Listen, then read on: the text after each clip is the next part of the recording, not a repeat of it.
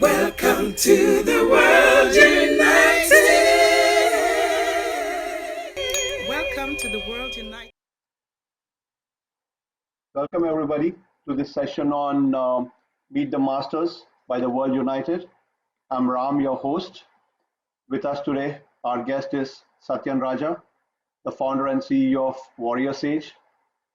Satyen is a transformation mentor, advisor to the powerful and influential. With over 35 years of study and rigorous practice, he is a living synthesis of the Eastern wisdom and Western practicality. Satyen combines the power of the warrior and the wisdom of the sage to lead leaders worldwide into their highest self-knowledge. Um, Also, their vision from warrior sages to activate warrior sages worldwide with a mission to arise together. So, Satyan, welcome to this show. Namaste, Ram. Namaste, friends and family, world family. Very opportune and honored to be here. Sure. So, would you start with how did your journey start? How did you get to becoming a warrior sage? When did it all start? So I'm of Gujarati descent, Western India. And then I was born in Uganda, loving Indian family, mother and father. And they were entrepreneurs. And then during this, they had moved to Canada in the early 70s. And it was then where I was influenced to, Indian culture, North American, Canadian culture. And so within my being, I had a deep calling and yearning for what is truth? How do I find who I am and what I am? And by a series of miracles, I was led to be mentored by a very profound Kung Fu teachers, mentors of mine, masters. And as a young fellow, I grew up in this Kung Fu Shaolin tradition where I was learning martial arts, self-perfection, meditation, spiritual awakening. And that led me on a very strong path of self-discovery. And so I've been on this path now for 40 years. And I've been very blessed to have very profound teachers and mentors, which I'm standing on the shoulders of giants like many of us. And so that was where my journey started. And then eventually I went on to open and run martial arts schools, healing centers. I was also the other side of martial arts has two sides.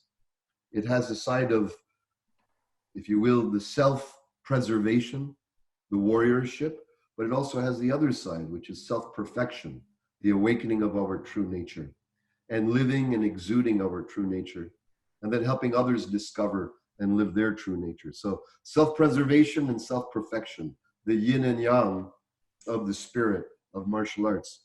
So that has been my way of life. I was very influenced by Bruce Lee. And Bruce Lee shared this very powerful quote. He said, absorb what is useful, discard what is no longer useful, and come up with your own creations. And so my loyalty has always been to the path of truth and love. Regardless of any system or style, I've been blessed to be mentored in Eastern traditions, North American, First Native traditions, Peruvian shamanism, and many different schools of healing arts. And so now I'm a wonderful, I'm a family man. I have a wonderful wife, Suzanne, who works with me, and we support leaders internationally around the world. So this is a touch of my journey. Okay. Sure. Interesting you bring up Bruce Lee because as part of Dr. Yugandhar's spiritual journey, when he was a little kid, about probably 12 or 10, I think he keeps mentioning that, he did that Ouija board and then he invoked Bruce Lee's spirit. Really? Yeah. So that's how he keeps mentioning about that. And interesting, you also mentioned Bruce Lee. He is like he was not only Bruce Lee, not only an enigmatic film figure. You watch his movies today, the exuberance, the life force is so profound. But he was also a deep philosopher and a deep thinker. And the philosophy, he was very influenced by J. Krishnamurti and the idea of learning to be formless and not to lock oneself into belief systems and structures that keep us stagnant and only within our old or current paradigms. The idea was to continuously test our belief systems, our paradigms, and to see, do they hold validity today? Are they usable? Are they effective? Are they applicable today's day in life with all the intensity life has? So to me, he's a very powerful example of someone with great energy, great liberation, and profound thinking. Sure. So, are you also influenced by Don Juan for your master? Absolutely. So our location where we have a retreat, our home in British Columbia, is actually called Ixtlan, Ixtlan, which is in ode to Don Juan's, or in ode to Carlos Castaneda's book, Journey to Ixtlan. Oh, okay. So Don Juan and Carlos Castaneda's teachings on shamanism and psychedelic adventuring to break the confines of structured reality has been very influential in my life. I was introduced to shamanism and spiritual plant medicines about 30 years ago by one of my mentors. And I had done deep meditation, self-inquiry, vichara, Zen koan meditation practice, and had experienced kensho, or the direct knowing of our true nature through those experiences. So I was very against this idea of psychedelics. And I had, at that time, categorized them all as drugs. I didn't know there's distinctions between hard drugs or plant sacred medicines. But then my mentor many years ago introduced me to this psychedelic dimension utilizing plant medicines. And then I realized, lo and behold, there's a profound depth of learning from what Mother Gaia, Bhumi, Mother Nature has to share through her sacred plants, that we can not only get the cosmic information from the higher dimensions, we can receive the earth wisdom from Mother Earth herself. So I believe for those who are ready, it's a very powerful way to accelerate consciousness nowadays, or to move through challenges and traumas of healing in the past. We can now move through in much more accelerated ways. Sure. So you mentioned about the two extremes. One is the self-perfection and self-preservation, the art of the warrior, art of the sage. You also have this art of the lover. How do you combine all these three together holistically? It's a beautiful question. So for me, the lover is a very close archetype of mine. And this is inspired by my parents, who have been married now for many years. They had a love marriage. As Indians, having a love marriage 55 years ago is not a usual thing. Yeah. And so they had a love marriage, and they inspired me. They came from different castes, and my father was born in Africa. My mother was born in Ahmedabad, or not Ahmedabad, in Karod, Gujarat. And so they came together, and that was one of my main inspirations. And so I met my wife, and we've been together 33 years now, Suzanne. And for me, love is the true oneness of spirit. We can have all types of attainments. We can have all types of riches. We can have all types of external goods and toys and experiences. But if we're lacking the love and the flow in our relationships, then life becomes dead. It becomes not worth living. So for me, to ignite passion, the passion of the heart, the true passion of our unity consciousness, I believe if we can love ourselves, we can love our full spectrum of who we are, our beauty, our divinity, as well as our shadows, as well as our imperfections. Then we can learn to love, accept, and embrace our partners, our families, our children, and then the world family. So love is the foundation. Warriorship, for me, means getting in touch with truth. And to ask myself, if I am living in truth, am I not living in truth? Where am I aligned? Where am I coherent in living truth that feels honest and real and integral? Are there any parts of my life that are not integral? Am I saying white lies? Am I doing small little things here and there that are not in truth to somehow avoid pain, somehow avoid being seen, somehow avoid being caught or such? Those energies, they always restrict us. It kills love, untruth. It kills connection. and it cuts us off from our soul dimension. So I believe warriorship is ultimately about truth, and not just standing for truth, but standing in truth. What is my values? Who do I value? What do I value? It's easy to say these things. It's easy to, in nowadays internet culture, to blast other people, to put other people down, to get into contentious energy. But we don't have to do any of that if we stand in truth, which to me is genuine warriorship. And then our words, our actions become impeccable and inspire other leaders on the planet. So I believe that we need love, we need truth in the warrior side. And the sage, what is the sage? The sage is the eternal perennial wisdom that all these masters that are going to be sharing all have touched, all are living from. Our external expression of this wisdom is very unique. Like every mother's dal and bhat, every mother's food has her own flavor. Every teacher and guide has their own flavor, but we are coming from the essential divine truth. And to me, this is also, to be a sage means that you are not overly aiming to clamor for life, that you're internally learning to lower the importance of things which used to grab your emotional attention and rock us here and there, make us for or against, to evoke vehemency within us. Sages do not do this. They stand in a silent power that's rooted in the eternal. So I believe when we stand in the eternal, when we live and dedicate ourselves to the path of truth, and then when we open our hearts and to find the union of love that is already there, then we become a whole magnanimous being. Sure. And you're working with many of the leaders in the industry, leaders in the world, and even students. So how do you help them combine all of this? Say in a layman's term, how do you help them combine all these and become the next level that they can achieve? Well, for many years, we've been offering all forms of mentorship in a training. So there is a path of the warrior sage that we invite people all around the world.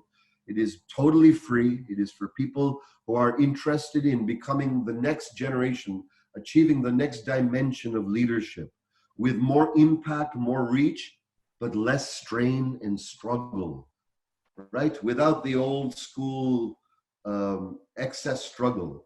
So we have a training. It's available at warriorsage.com. People can be part of our community internationally. We have dojos all around the world. A dojo is a place where members come together. Now we're doing it online because of COVID, but it's a place where people come together online, and hopefully when this opens up, in person again, so that we can cultivate these perennial wisdoms of warriorship, sage development, and that we can help each other arise together. Now, some of the foundations of the trainings and the teachings of the warrior sage is that we have to work on different dimensions of our being. The physical dimension, so to cultivate continuous strength and healing of our body, exercise, vitality, breathing, pranayama, conscientiousness. So the body is very, very valuable. This is the vessel of our experience. Then we have to deal with our mental body, our beliefs, our thoughts, our reoccurring thoughts that are happening so many times over and over again. Many times we don't realize we are in a cycle of repeated thoughts which keep reprogramming ourselves. So to up-level our mental dimension, we must absorb, like this wonderful gathering that you're bringing together of people of great wisdom and experience and masters. And I love to learn always, so that I can appreciate and absorb the wisdoms and grow my own nature. To do that, we must be open in the mind. And we must be willing to up-level and upgrade our past belief systems of struggle into new ones. One of my mentors used to say that struggle is effort that is laced with negative emotion. We need effort, but struggle we don't need to add. So physical, mental, emotional. To have emotional wisdom means to learn how to receive others fully, to aim to understand others fully, to aim to understand our friends, our family, society. and to learn to stay in equilibrium, emotional equilibrium, not allowing the news, not allowing politicians, not allowing noise to take us away from the sanctity of our groundedness. And then, so we have physical, mental, emotional, and then spiritual. Spiritual is our infinite connection with the divine. Infinite connection. It's recognizing that we are and I am an aspect and part of the whole divine structure. So, as a warrior sage, it's very valuable to cultivate the physical, mental, emotional, and spiritual disciplines of life. And that is a lifetime process. There is no arrival, only cultivation. It is. In fact, you preempted one of my questions, which was about how are your techniques related to spirituality, but you did answer it over here. So, in this current situation that we are in, what do you think people, or rather, people who are not aware of this, or to a layman, what would be your message as to how they can equate themselves with what's currently happening, not let it affect, like you said, not getting affected by the news? This is a very good question, Rambai. One of the essential questions that I find is very powerful, especially during this time. There is so much change on the planet, karmically, energetically, subtle dimensions, many dimensions of being. And as you say, the layman, we are all everyday, ordinary people, ultimately, every single one of us. We are all share our specialness in the fact that we are all born and we will die. And the time we have in between is an opportunity to learn, receive, and to be a gift for others. And so for me, the first important thing during this time is to ask two questions, powerful questions with deep interest in knowing the answer and living the answer. The first question is, what is mine to do? What is mine to do right now? Maybe 6 months ago, a year ago, it was whatever it was. But now, this beautiful, powerful time of evolution is calling, demanding us to ask a deeper question. What is mine to do now? And when I ask myself this, for me, the answer is clear. It is to step up and to empower other leaders who wish to strengthen their gift in the world to make a difference. So that is what mine to do. I must ask everyone, what is yours to do? And to step up and do it, not to delay, not to procrastinate, not to think one day when I have enough time, I have enough money, I have enough resources, I have enough courage. No, even if your courage is this much, even if your confidence is this much, please, what is yours to do? The world needs this. The next important question, what is not mine to do? There are many fronts on the planet to be of service on. Everything from environment to women's issues, men's issues, children's issues, so many issues, political issues, economic issues. But we as an individual cannot handle it all. We're not equipped, nor are we karmically designed to do everything. So rather than trying to do everything for everyone or be good for everything, what is not mine to do? And then once you get real with that, look, I love the environment. I love whales. I love fish. I love the ocean. But I'm not an expert in cleaning that up. I can empower other leaders who that is theirs to do, but it's not mine to do directly. Mine is somewhere else. But someone else, it might be theirs to do. So we have to ask these questions honestly now, with true fervor to live the response from our soul. What is mine to do? What is not mine to do? We can even journal on this and write it down. What is mine to do? To allow your spirit or to share with a friend, a beloved. What is yours to do? What is mine to do? To have these real deep discussions now. And also, what is not ours to do? What can we let go of? What can we allow other people to take the reins of and take charge of? This Rambai is such a powerful practice and a daily practice today. It sure is. We hear this in so many forms, but many a times, even me also, I may not be following it. We still hang on to what we should be letting going and keep that simmering. It's natural. We have attachments. One of the sage principles is to find where are we getting elicited emotionally? Where are we getting hooked? Where are we getting angered? If we look at our social media news, it is designed to keep us in a constant state of fear, anxiety, and perturbation, and worry, and all. It's designed to. This is how it captures our units of attention. As warriors, we have to guard where our attention goes. As a warrior, our attention, our presence is our highest gift. What we put our attention on grows.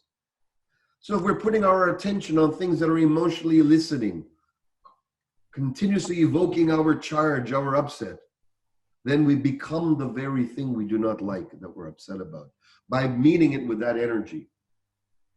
We become the energy we don't want to be. So the way to counteract that I've discovered is whatever is evoking us is to stand by and not making it about them and go, okay, I have allowed myself to put too many units of importance onto this topic.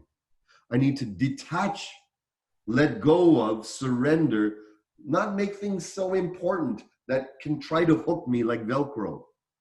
You know, Velcro has two sides, the hooks and the fuzzy part, right? The hooks can kind of try to get you, but if you're not the fuzzy part that can be hooked into, if you are smooth, then it can slide off you. So this is a good cultivation to develop, is the lowering of importance of most everything that is trying to hook us. Sort of detached attachment. Exactly. Spacious equilibrium. Yes. So talk to us about equilibrium. You have that as one of your key fundamentals. So can you elaborate more on that? One of my mentors, Kevin Nations, he shared with me this very, you know, there's a model, many different circles of life model. This is a very simple one. Faith, family, finance, fitness, and fun. Faith is our connection to spirit, God, and truth. Family is the love between our spouses, our partners, our children, our families, and then the world family. Faith, family, finance is not just how much we're making, but the peace we have with our money, our earning, our saving, our spending, our investing. So faith, family, finance, fitness, our well-being, our health, our vitality. And then fun, the joy of life, the freedom, not delegating or relegating. One day when I have this and this achieved, then I will enjoy life and I'll have fun. No, it must be the undercurrent. So when we have equilibrium in these areas, meaning we foster and nourish like a garden these as plants that are feeding our soul and our mind and our life. If we only foster the finances, our finances might grow, but then our families might be missing us. I discovered this years ago. I grew my businesses and then my family was starving for my attention. This is not healthy. In this day and age, to have faith, family, finance, fitness, and fun, to me, these are ropes of if you will, threads that make up a strong rope. If any of those threads are too weak and you put the rope, it'll break. So we need to strengthen each thread of the rope to make it a powerful rope. That to me is equilibrium. I didn't believe I needed equilibrium in my 20s. Now in my 50s, I know it's the essential. We can call it equilibrium, balance, but really it's knowing and nurturing the wholeness of life rather than only one or two areas. So your equilibrium brings up a very good concept because people usually tend to relate spirituality to giving up everything, just living on breathing or meditation and doing nothing. But finance is one of the important aspects in your equilibrium equation. Finance for me has four aspects: earning, saving, spending, and investing. Earning, it comes from, you know, what is money ultimately? Money is, the way I experience it, money is aliveness that we have put into some concrete form. Through my aliveness, my work, my labor, I contribute to a company or somebody. They offer me back a portion of their aliveness that we call money. When I think, but it's truly the purpose of money is to purchase life experiences, not to hoard. It's not there only for security and safety. It is to purchase life experiences. Now, of course, we can experience so much of life without money, but they're very powerful experiences. Even now, the fact we're on an internet, a computer, we have to pay for this airtime and all the things that go along with it. So we're able to have this very beautiful exchange and meet around the world. So it has value. So rather than deject or reject money as bad, if we can recognize it's there to help us expand our life experiences for the greater good, for our own wisdom, to experience more of what life has to offer, then we keep it in the harmony of equilibrium rather than make it into a god and worship it. It becomes part of our gift rather than a neurotic lust that we're continuously going after. So in this World Parliament on Spirituality, we have different sections. There's spirituality and health, spirituality and business, spirituality and other aspects. So if you were to coin yourself or put yourself into one category or probably three categories, how would you? At this stage, I feel, first of all, it's an honor to be invited. And I feel at this stage, my purpose is to really enlighten business. Because I believe big business is either going to destroy the world or we are going, or business will be a path to help bring goodness to the planet, not just greed and self-preservation or self-growth. So I think in that area would be an area that really touches me, Why? Because, my father, my family have been business people ever since, I was a child. Going back generations, my father's side. My mother's side are Gandhi family, Gandhians. So they are very much involved in social service, upliftment of humanity. When I was growing up, it felt like oil and water. Usually conflicting philosophies. That's your warrior in your says there. That's right. But I had to learn to find the union with it. And I believe as business leaders, when we tap into it, learn to awaken our spirituality, not only can our businesses expand, but they can grow to become service for humanity. We can learn to remove the egoic elements of how we create and operate and architect our businesses and replace them with wisdom principles, which can only allow not only greater profit, but the expansion of our people, the unity of our teams, giving a place for our organizations and people to come and foster the true meaning of life and the joy of life. Sure. So in the midst of all this, your experience with martial arts and you having trained on it, how has that helped you in your overall journey? I'm still training martial arts now, 40 years later. It is the backbone of my personal practice. It's my yoga. How it's helped me is, first of all, it is very humbling. The current study of martial arts I'm doing is called Brazilian Jiu-Jitsu. I received my multiple black belts in Kung Fu many years ago. I had a school, but then I decided I want to try something brand new. And I entered Brazilian Jiu-Jitsu, and I had to start from the beginning. So first of all, it's very humbling to be wrestling with 20-year-olds, 30-year-olds who are defeating you every 5-10 seconds, every minute, and to feel that challenge. I believe it's good for us to keep our ego down and to foster humility, to recognize no matter how much we grow, we're still ordinary people. The other thing of what has helped me with martial arts is strengthen my spirit and my belief in myself. And strengthening the body also strengthens your presence, your impact. And it also allows you to enjoy more life force and energy. So I believe for myself and some people that martial arts is a very good path of humility, humbleness, as well as strengthening our true character. And and, if you will, bringing out the best of our character. Okay. What are the most remarkable people you met in your life? Say it again, please. The most remarkable people you have met in your life. Oh, wow. Yes, that's some key ones which. Oh my, the most remarkable people I've met in my life. I must say many of my mentors, and that's why I started learning from them.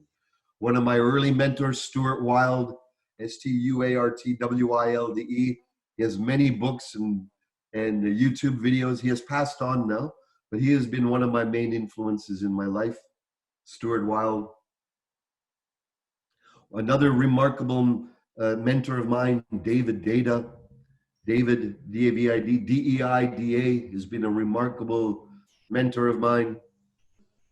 One of my other mentors, Anjali Hill, she's been a remarkable mentor of mine.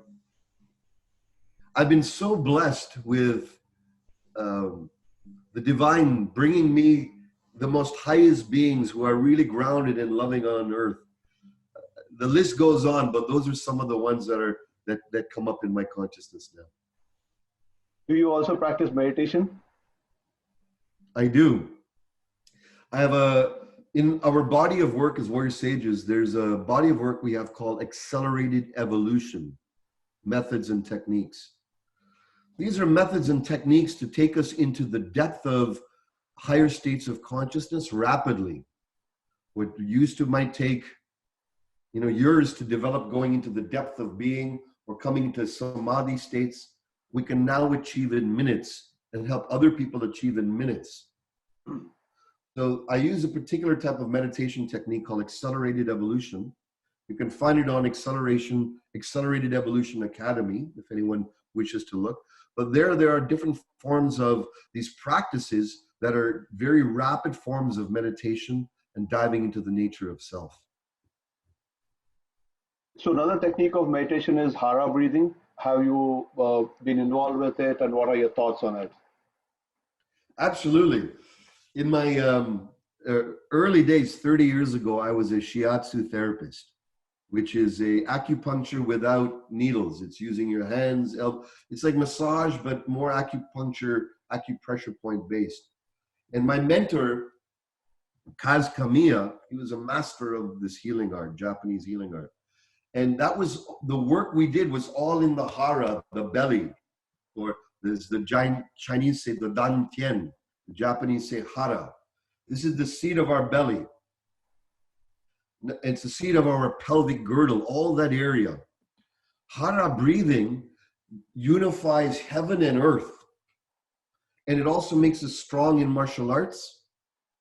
And it also, when we breathe deeper and deeper from our belly, we start to regulate our nervous system. Our nervous system ratchets down from stress and anxiety. If we imagine a toothpaste tube and we squeeze all the toothpaste into the top, it'll be up here. We have to squeeze the toothpaste down into our belly, receive the power of life force, prana, chi, down deep into our belly, and then breathe from there. When we do this, we will naturally start to become more harmoniously aligned with Mother Nature. And our feeling dimension grows from the lower part, our sensitivity and awareness.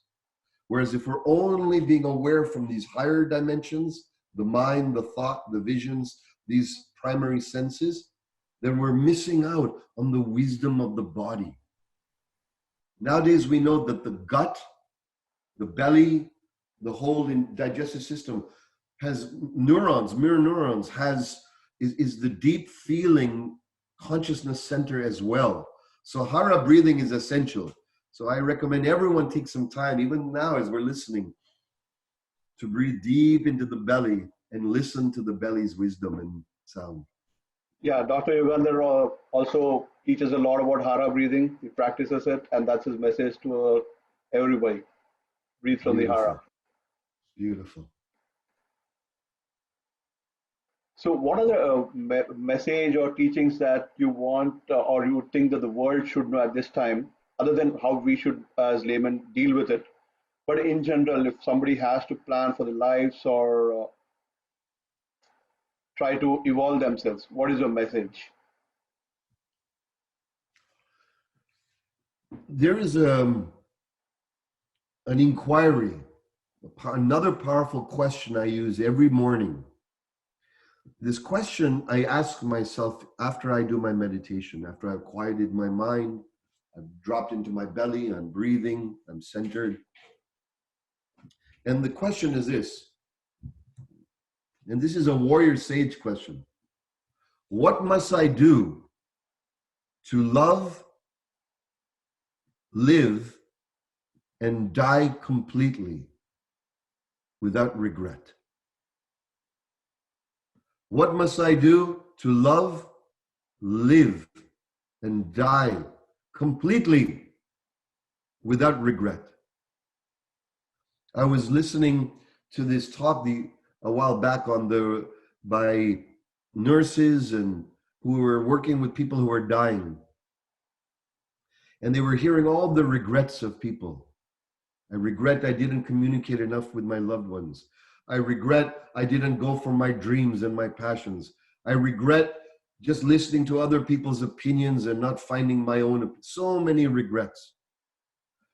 And this is the worst aspect of life when we live with regret. But when we ask ourselves, what must I do today? It doesn't matter what has happened. If you are 99 years old and you've come to this day and you haven't asked that question, it's okay to start right now. What must I do today to love? So what must I do today to love? Well, I know I need to reach out to my daughter. I need to reach out to my son who are visiting my family in Toronto. I know I need to reach out to um, one other person, a friend of mine I haven't chatted. So that's one thing I can do. What must I love? What must I do to love, live, and die completely? Well, to live completely today, I know that a little later today, I'm going to go for a bicycle ride. It's beautiful summer here. I'm going to refresh and be with Mother Nature. So by doing this, I will live without regrets. And I'm ready to die completely today. When we can be current day by day and ask this and live this, you see, I believe, Rambai, that this time is in this very special COVID time, that our future is unknown even more than before. We can try to plan as much as we can, but the future is very much unknown because the life tracks of the infinite universe is possible right now are infinite. Before there was a momentum, things going in a certain way. But right now with the great world pause, we have the opportunity to move into any direction of being. So by asking this question, it sharpens our spiritual pencil every day. So we can start fresh anew, go to bed with our head relaxed, not worrying what I didn't accomplish. This is the path of the warrior sage. One day at a time, fully immersed in life, fully surrendered with life. You actually struck a chord with me by saying, what must I do today? And then you spoke about biking. I've had my air pumped in my bicycle, but I have not used this for so many days. And I every day say I keep postponing it. Today, join me, all right? Today in a bicycle, okay? Sure. So you didn't mention your different upbringing coming together as a warrior and a sage.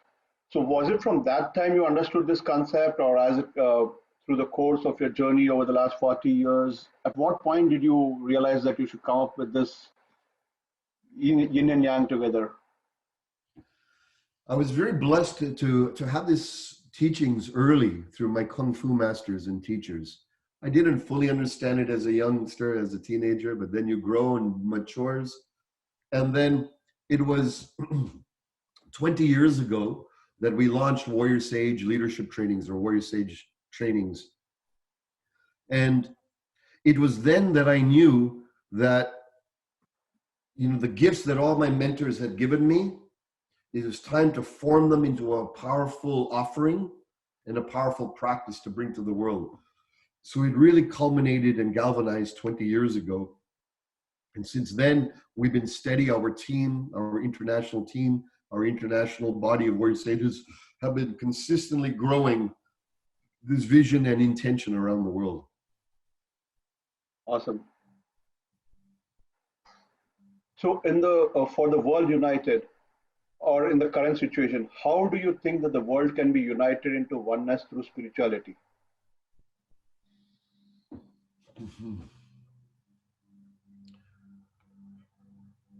I All believe one of the all you I leaders come believe one of the first things that has to happen and will support us is the recognition, the awakening that we are actually one divine. There's what we are is the same. That what we are is the same, but who we are is unique. Ramba, you are unique. I am unique. Every single friend and family member watching and listening to this is unique. Never again in the history of the universe will there be one like us or like you. Never. This is our uniqueness. But then we also have a sameness that brings us together. The sameness, I believe, is what we are. The divine spark, the Atman, the absolute consciousness, the divine self. And we need to have an experience of this. We cannot just talk about it. We need to have an experience of our unity consciousness. When we have an experience of our unity consciousness, it is no longer philosophical or ideological. It becomes a tacit embodied experience. And when you recognize that, and I recognize that we are one at a core level of being, we cannot have the old relationship we had before as separative, egoic, clashing beings. We can see that we are one family. The other truth is if we look at genetics, the latest genetics, we now find very easily that we are one tribe, we are one race. We're not many races. We have many cultures, many ethnicities, but on a rate, there's only one race, the human race. And then we are in our large migration pattern. Who knows where we started from? Africa, Pangaea, a unified continent, different realms, different dimensions, who knows? All of that. Yet we are now in the time, in 2020, that we are coming back together as one world family. What can we do to recognize this, to foster this, and to appreciate your culture, my culture, her culture, their backgrounds, their languages, their foods, their ideas. But at the same time, recognizing we are one. Wonderfully said. And this is actually the concept that even for the World Parliament on Spirituality is the intent, like why Dr. Yugandhar wants everybody to come together, different philosophies, different ideologies. And there is no, it's like uniqueness in everything, but towards the overall upbringing of everybody. Yes. I'm so looking forward to receive the transmissions and the wisdoms of all that are gathered. Sure. Yeah. So it was a nice pleasure talking to you, Satyen. We look forward to you for the World Parliament on Spirituality. Thank you very much for your time. It's been an honor and a pleasure, and all my love and blessings to everyone. And if I can leave with what must we do to live, love, and die completely today without regret. All my heart's honoring. Namaste. And we also have Dr. Yugandhar now. So